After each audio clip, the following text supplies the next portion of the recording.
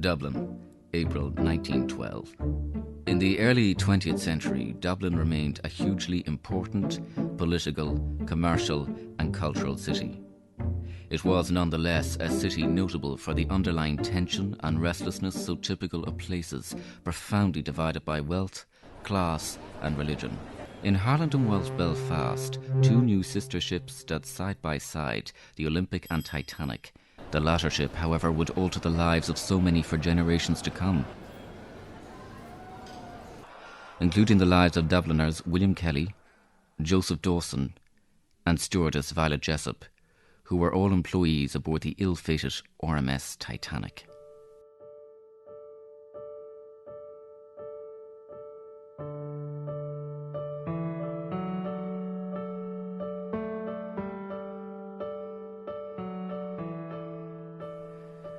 William Kelly grew up at One Cloud Road in Drumcondra.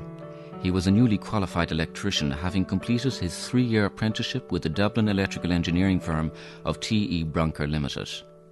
As a result, he managed to obtain a position on the so-called unsinkable ship. The Kelly family were devout Catholics, but they were nonetheless a model of middle-class propriety, with the father earning enough money as a merchant tailor to send his sons to be educated at the local Christian Brothers. As such, William was encouraged to devote some of his time to the church, where he was a choir member at St. Saviour's, which was located close by off Dorset Street. This was his first ever time away at sea. Joseph Dawson lived approximately 2.5 miles away from William Kelly. Whilst both were Northsiders, Roman Catholic and obtained situations working on board the Titanic, their backgrounds couldn't be more different. Dawson had left Dublin for England after his mother died. Whilst there, he joined the Royal Army Medical Corps. He left the army in 1911 and married the sister of John Priest, whom at the time was a fireman with the White Star shipping line. It was John who introduced Dawson to life at sea. Violet Jessop was a stewardess on board the Titanic. In the class-ridden society of 1912, she was striking and stood out from a crowd. Her beauty was said to be beguiling.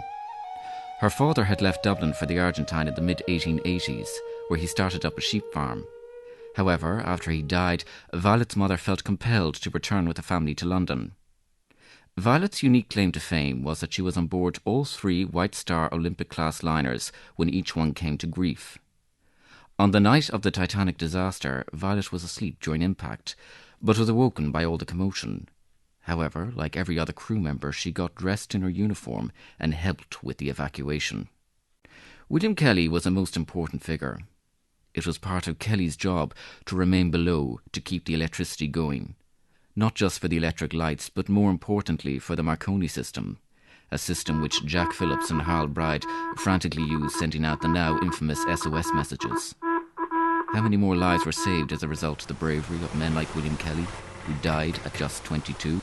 Joseph Dawson's body was recovered with identification by one of the search ships. He is buried in Fairview Cemetery, Nova Scotia. He was also but 22. Violet Jessop continued working on ships, both as a stewardess and later as a nurse during the Great War. Despite her exotic upbringing, she never lost her Irish accent. Titanic sank on April 15, 1912, with a loss of over 1,500 lives. Now lying 2.5 miles at the bottom of the North Atlantic, 100 years on, she still has a remarkable capacity to call to us from beyond the grave. But what is her future? Has she any stories left? Only time will tell.